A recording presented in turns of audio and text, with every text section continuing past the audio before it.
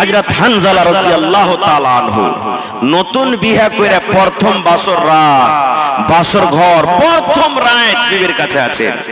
বাসর ঘরটা কত সুখের রাত হয় জানতে পারছেন, যার বিয়ে শাদী হয়ে গেছে।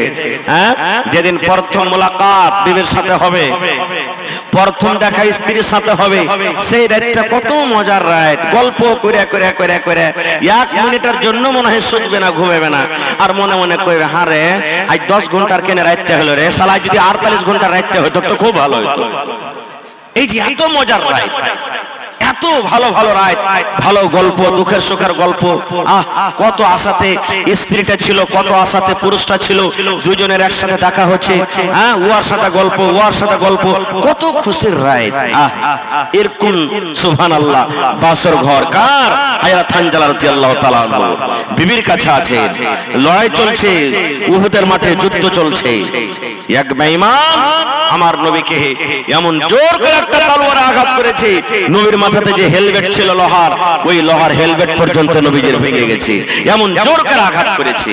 খুব সাহাবায়ে কেরামের কোনে বিপদ কষ্ট, নবীজির জখম, নবীজি খুবই চিন্তায় চিন্তিত। এলান হলো, যাও মদিনাতে তাড়াতাড়ি করে খবর করো যে যারাকে আমি বাড়তে থাকতে বলেছিলাম ওরা যদি পারে তো তাড়াতাড়ি করে ময়দানে আসবে। একজন সাহাবী চলে গেলেন, গ্রামে এলান করছেন, কি রে আল্লাহর নবীর সাহাবীরা, কে তোমরা বাড়িতে আছো? নবীর আমার উহুদের লড়াতে রে, নবীর আমার দাঁত পর্যন্ত ভেঙে গেছে, নবীর আমার শরীরে জখম লেগেছে, নবীর আমার মাথার হেলমেট ভেঙে গেছে, নবীর শরীরে তীর তলোয়ারের আঘাত হয়েছে। যদি পারো রে তোমরা তাড়াতাড়ি করে ওই ময়দানের দিকে রওনা হয়ে যাও। এই কথাটা কার কানে গেল? ওই যে সাহাবী যে নতুন বিবিকে নিয়ে রাতের বেলাতে আনন্দিত করছেন, প্রথম বাসর ঘর, বিবির পাঞ্জরে ঘুমিয়ে আছেন। ওরে আল্লাহ, কত গল্প, কত বিবির সাথে কথা, তার কানে আওয়াজ এলো, আরে আমি নতুন বিবির পাঞ্জরে শুতে আছি, আর আমার নবী কষ্টতে ময়দানে আছি, আমার নবীকে কত তীর লেগেছে, তলোয়ার লেগেছে। ওরে আল্লাহ, আমি বিবির কাছে থাকবো না। যেমনই আওয়াজটা কানে শোনা, ধসমস করে বিছান থেকে উঠে গেলেন। কোনার দিকে ঘরের ভিতরে তলোয়ার রাখা ছিল, বন্দরে তলোয়ারটা হাতে নিয়ে নিলেন।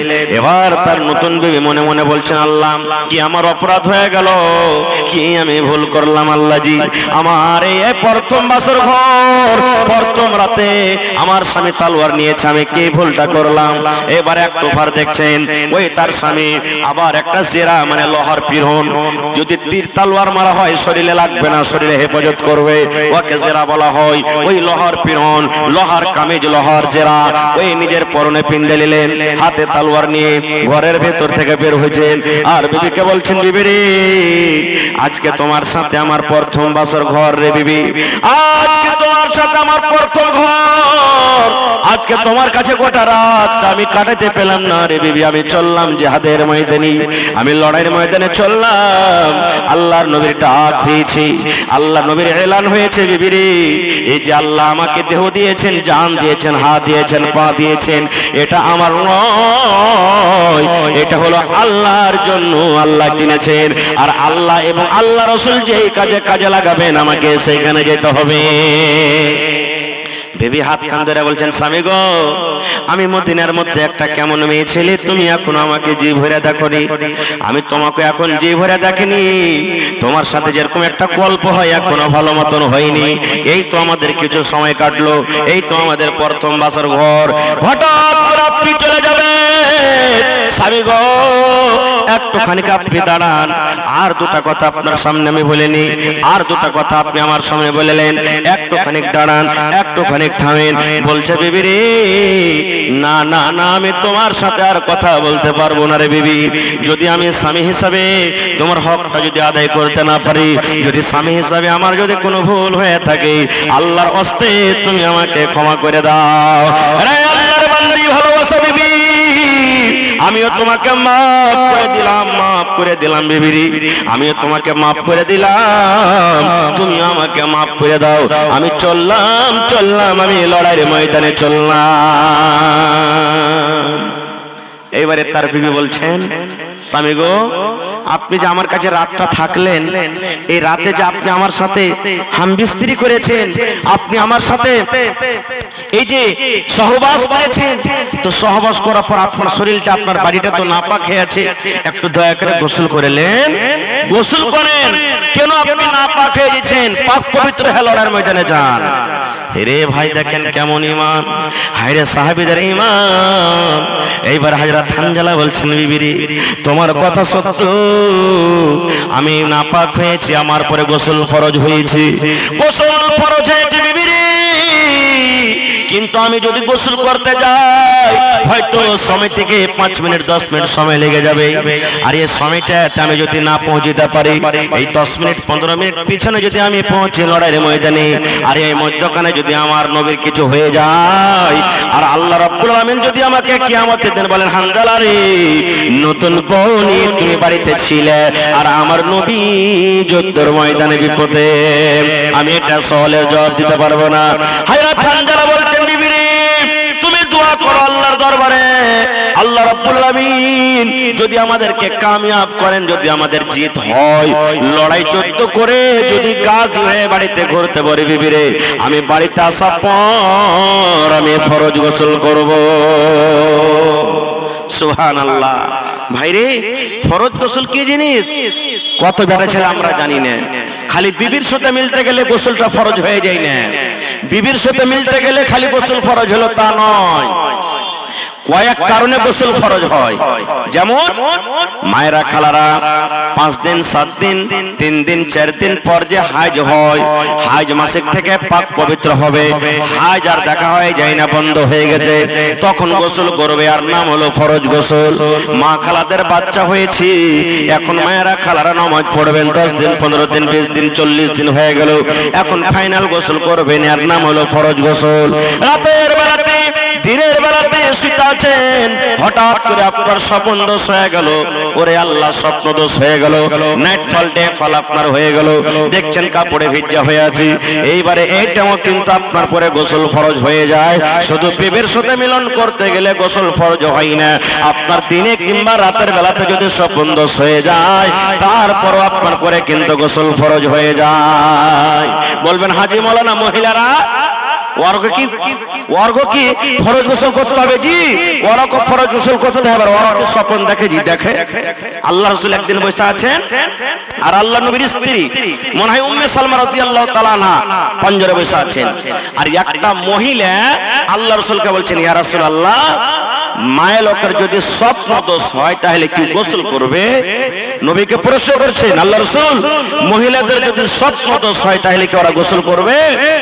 আল্লাহ রাসূল বলেন, হ্যাঁ, ইজারাতিল মা, যদি স্বপ্ন দেখা পর দেখছে কাপড়টা একটু ভিজে ভিজা লাগে, লুঙ্গিটা একটু ভিজে ভিজা লাগে, সায়াটা একটু ভিজে ভিজা লাগে, আল্লাহ রাসূল বললেন গোসল ফরজ হয়ে গেল রে, এইকে গোসল করতে হবে, ইয়ার নাম হলো গোসল ফরজ। এই সময়তে গোসল ফরজ হয়ে যায়, শুধু মিলনের পর গোসল কিন্তু ফরজ হয় না। আহারে আজকে যদি আমি বলি, এই যুবক ভাইরা, আজকে আপনার 5টা ছেলে হয়ে গেল, 10 বছর বিয়ে হয়ে গেল, 50 বছর বিয়ে হয়ে গেল, 15 বছর বিয়ে হয়ে গেল, আরে আল্লাহর বান্দা, কেমন করে ফরজ গোসল করতে হয় দয়া করে তুমি একটু আমাকে তারিকাটা শিখিয়ে দাও। আমার মনে হয় এখানে হাজার হাজার মানুষের সংখ্যা আছে, আমার মনে হয় 10 জন 20 জন 50 জন মানুষ বলতে পারবে, তাছাড়া মানুষেরা কিন্তু ফেল হয়ে যাবে, আর শিখারও চেষ্টা করে না কেমন করে গোসল করতে হয় কোনদিন। আরো এটা আজকে আমার বিষয় নাই। এবারে বলছেন, বিবি চললাম লড়াইয়ের ময়দানে, আমি যদি লড়াই জিতি, গাজী হয়ে যদি বাড়িতে ঘুরতে পারি, গোসল করব, আমি চললাম। লড়াই করতে চলে গেলেন, যুদ্ধ করতে লাগলেন, যুদ্ধ করতে করতে করতে করতে সাহাবায়ে কেরাম শহীদ হয়েছেন, অন্য অন্য সাহাবীরা। ওই সাহাবীদের মধ্যে হযরত হানজালা রাদিয়াল্লাহু তাআলা আনহু দুনিয়া থেকে শহীদ হয়ে গেলেন, বিদায় হয়ে গেলেন। মদিনাতে খবর হয়ে গেল, কার বাপ মারা গেছে, কার ভাই মারা গেছে, কার ভাই মারা গেছে, কার স্বামী মারা গেছে, কার দাদু মারা গেছে, কার মামু মারা গেছে, কার চাচা মারা গেছে, কার নানা মারা গেছে। এই মদিনাতে খবর হয়ে গেল ৭৭ জন মুসলমানকে শহীদ করে দেওয়া হয়েছে রে। ৭৭ জন মুসলমানকে শহীদ করা হয়েছে। ওই ৭৭ জনের মধ্যে ওরে আল্লাহ ওই হযরত হানজালা রাদিয়াল্লাহু তাআলা নিজেও শহীদ হয়ে গেছেন। এবার তার বিবি খবরটা পেয়ে এবার চলে গেলেন ময়দানে। যাওয়ার পর নবীকে খবর দিলেন, ইয়া রাসূলুল্লাহ, আল্লাহ নবী গো, আপনার অন্য অন্য সাহাবীরা যারা শহীদ হয়েছেন তারাকে আপনি বিনা গোসলে মাটি দিয়ে দেন, তারাকে আপনি গোসল দেওয়ায়েন না, কিন্তু নবী গো আমার স্বামী হানজালাকে দয়া করে আপনি গোসল দেয়া মাটি দিবেন নবী গো, তাকে আপনি বিনা গোসলে আপনি মাটি দিবেন না। নবী বললেন, কি ব্যাপার, কি হয়েছে? বলছেন, ইয়া রাসূলুল্লাহ, আজকে আমাদের প্রথম ঘর, আজকে আমাদের প্রথম বাসর ঘর, আপনার ডাক হয়েছে, এলান হয়েছে বলে ফরজ গোসলখানটা করার সময় পাইনি, তীর তলোয়ার নিয়ে ময়দানে হাজির হয়ে গেছে। এই জন্য নবী গো আমার স্বামী কোথায় আছে দেখেন, আর দেখা পর তাকে ফরজ গোসলটা আপনি দিয়ে দেন।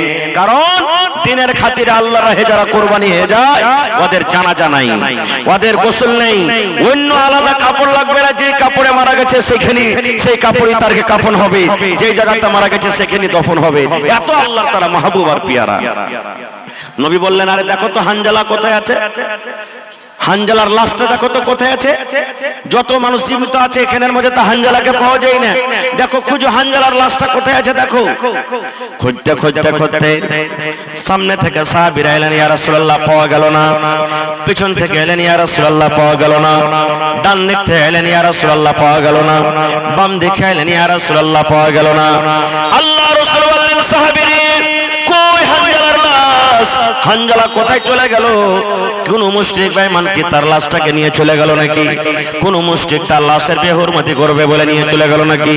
ওহে সুবহানাল্লাহ, দয়ার নবী এইবারে যদি নজর করেছেন পাহাড়ের উপরে, পাথরের উপরে, পাহাড়ের উপরে একটা পাথর আছে, ওই পাথরের উপরে ওরে আল্লাহ যেমন আমরা নিজের মুর্দাকে লাশটাকে খাটের উপরে শুইয়ে গোসল দিই, আমরা নিজের লাশটাকে যেমন খাটের উপরে শুইয়ে গোসল দিই, এই মতো পাহাড়ের উপরে ওই পাথরের উপরে হযরত হানজালাকে শুইয়ে দেওয়া হয়েছে। আর যেমন গোসল দিয়ে ঝরঝর ঝরঝর ঝরঝর করে শরীর দিয়ে পানিটা পড়ে, এই মতো হযরত হানজালার শরীর দিয়ে কিন্তু পানি ঝরে। সাহাবায়ে কেরাম বলছেন, ইয়া রাসূলুল্লাহ, আমাদের মধ্যে তো কেউ তাকে গোসল দিইনি, আমাদের মধ্যে তাকে কে গাও দাওয়াইনি, আমাদের মধ্যে কেউ কোনো মানুষ তার শরীরে পানি ঢালেনি। দয়ার নবী গো ব্যাপারটা কি? তার শরীর দিয়ে কোনো পানি ঝরে, কে তাকে গোসল দেওয়ালো, কে তাকে গোসল দেওয়ালো, তার শরীর দিয়ে কোনো পানি ঝরে আমরা দেখতে পাই। এইবারে দয়ার নবী বললেন, ওরে আমার সাহাবীরা, আল্লাহ রাব্বুল আলামিন হানজালাকে এত ভালোবেসেছেন, এত আল্লাহ তার আমলে খুশি হয়েছে, নিজের নতুন বউটাকে বাড়িতে রেখে আল্লাহ রাব্বুল আলামিনকে সন্তুষ্ট করার জন্য, নবীকে রাজি করার জন্য ময়দানে হাজির হয়ে গেছে। নবীকে এত ভালোবাসে, আল্লাহকে এত ভালোবাসে, কোরআনকে এত ভালোবাসে, এই ভালোবাসার কারণে লেট না হয়ে যায় এর জন্য ফরজ গোসলখানটা পর্যন্ত করেনি। এই জন্য আল্লাহ রাব্বুল আলামিন ফেরেশতাকে আদেশ করলেন, ও আমার ফেরেশতারে, যাও যাও যাও, ওই আমার বান্দা হানজালাকে তোমরা নিজের হাতে গোসলটা দিয়ে দাও। আরে আমার সাহাবীরা, আমাদের মধ্যে কেউ হানজালাকে গোসল দেয়নি, আল্লাহ রাব্বুল আলামিনের আদেশে ওই ফেরেশতারা এসে হযরত হানজালাকে গোসল দিলেন। নারে তাকবীর! আল্লাহর নবী দিনের নবী গো, নবী ছিলেন দিনের দিওয়ানা। আল্লাহর নবী দিনের নবী গো, নবী হবেন জান্নাতের সরদার। দেখে নবীর মুজিজা ভাগবতী মা খাদিজা, সইপে দিলেন জীবন আর জৈবন। দেখে নবীর মুজিজা ভাগবতী মা খাদিজা, সইপে দিলেন জীবন আর জৈবন। আল্লাহর নবী দিনের নবী গো, নবী ছিলেন দিনের দিওয়ানা। নারে তাকবীর! ভাই বলার মেলায় কথা আছে। যারা মোটরসাইকেল পেন্ডালের ভিতরে আছেন ভাই, মোটরসাইকেলটা বাহির করলেন আল্লাহর রাস্তায়, মানুষের অসুবিধা হচ্ছে। ভাই রে, এ ভাই মুসলমান, আজকে সেই সাহাবীদের মতন আজকে আপনাদেরকে একটু পরীক্ষা করব, কে কোরআনকে ভালোবাসেন, কে আল্লাহকে ভালোবাসেন, কে আল্লাহ রাসূলকে ভালোবাসেন, কে দ্বীনকে ভালোবাসেন। ভাই 1 টাকা দিবেন তা আপনার কাছ থেকে 1 টাকা আমি নিয়ে নেব। তবে দেখি আজকের মাহফিলে কোন এমন আল্লাহর বান্দা আছেন, মাওলানা আমি 1 টাকার 1000 1 পারা করে কোরআনের দান করব আমি। ভাই রে, আপনি এই কোরআনটাকে জীবনে কোনোদিন কিনতে পারবেন না। দোকানে যাবেন, আপনি বলেন যে আমি কোরআন কিনতে এসেছি, আমি আপনাকে ঠোঁটটা করবে, বলছে কোরআন কিনতে পারা যাবে না, হাদিয়া বলবে হাদিয়া। কোরআন কেনার ক্ষমতা কারোরই নাই, কোরআনের মজুরি আল্লাহ ছাড়া কেউ দিতে পারবে না। তবে কোরআনটা সম্মান রেখে দেখি কোন আল্লাহর বান্দা আছেন 30 পারা কোরআনের দাম 30,000 টাকা একটা লোক কেউ দিতে পারবেন? 30,000 না পারবেন, কেউ 5 পারার দাম 5,000 দিয়ে দেন, কেউ 10 পারার দাম 10,000 দিয়ে দেন, কেউ 20 পারার দাম 20,000 দিয়ে দেন, কেউ 2 পারার দাম 2,000 দিয়ে দেন, কেউ 1 পারার দাম 1,000 দিয়ে দেন। দেখি আল্লাহর রাস্তে আমার কোন ভাই, মা, খালা, দাদা, নানি এমন আছেন যে আজকে কোরআনটার জন্য কোরআনের মান সম্মান রেখে দান করবেন। এই দেখেন আপনাদের সামনে মাইকম্যান আমার ভাই নাজিম সাহেব পানগামা, যারা গেছিলেন শুনেছেন, পানগামার কয়েকদিন হলো জালসা, 7 তারিখে মনে হয়। আমি একটা জমিনের আবদার করলাম, কোন আল্লাহর বান্দা এমন আছেন যে মাদ্রাসার জন্য কোরআনের জন্য 1 কাঠা কিংবা 1 ডিসমিল জমিন দান করতে পারবেন? 2 জন, একটা হলো একড়া বাড়ি আর আরেকটা মনে হয় গ্রামের নাকি, আমি বলছি 2 ডিসমিল জমিন 2 জনে দান করে দিলেন। আল্লাহুস সামাদ। আজকে দেখি আমার এই সন্দলপুর চামাপাড়া মাদ্রাসার জন্য বানাতের জন্য দেখি কোন আল্লাহর বান্দা এমন আছেন, মাওলানা আমি 1 ডিসমিল কিংবা 1 কাঠা জমিন আল্লাহর কোরআনের জন্য আমি মাদ্রাসাতে দান করে দিলাম। আর না হলে মাওলানা মাঠে আমার জমিন আছে, বিক্রি করে যা হবে আমি সমস্ত টাকা আমি ওখানে জমা করে দিলাম। দেখি কোন এমন ভাই আছে, জালসার কমিটিকে বলবো তাড়াতাড়ি করে চাদর দিয়ে মা খালাকে প্যান্ডালে এক্ষুনি পাঠিয়ে দেন। কমিটির লোক মা খালাকে প্যান্ডালে চাদর দিয়ে পাঠান। মায়েরাকে বলবো যে আমার ভাইরা যেমন দান করে মন খুলে খুলে, এলাকাতে ওয়াজ শুনতে ভালো, দান করতে ভালো, মা খালারা কিন্তু পিছে থাকে না, বলা ওয়াজ শুনতে ভালো, দান করতে ভালো। মায়েরাকে বলবো মন খুলে খুলে টাকা, গহনা, আপনার চাদর, কাঁসা, আল্লাহুস সামাদ, ছাগল বিক্রি। এই পরশুদিন একটা জালসা করলাম ভাই, জিয়াগাছি গোটছুর 22-এর পাঞ্জরে 4টা ছাগল পাওয়া গেছে। ওরে সুবহানাল্লাহ, 4টে। আজ একটা পাবো না ছাগল, ইনশাআল্লাহ পাবো, আল্লাহর জাতের পরে ভরসা আছে। তো কহেন ভাই জি। এই দেখেন মোহাম্মদ সাহেব, আহা জংলাবাড়ি 1,000 টাকা 1 পারা কোরআনের দাম দিয়ে দিয়েছেন, মাশাআল্লাহ। না এই দেখেন ভাই 1 পারা কোরআনের দাম হয়ে গেছে, আর মাত্র 29 পারা কোরআন বাকি আছে ইনশাআল্লাহ। 1 2 3 4 কে কোথাকার ঢোল বাচ্চা থেকে মুখতার আলম ভাই আব্বার জন্য মনে হয়।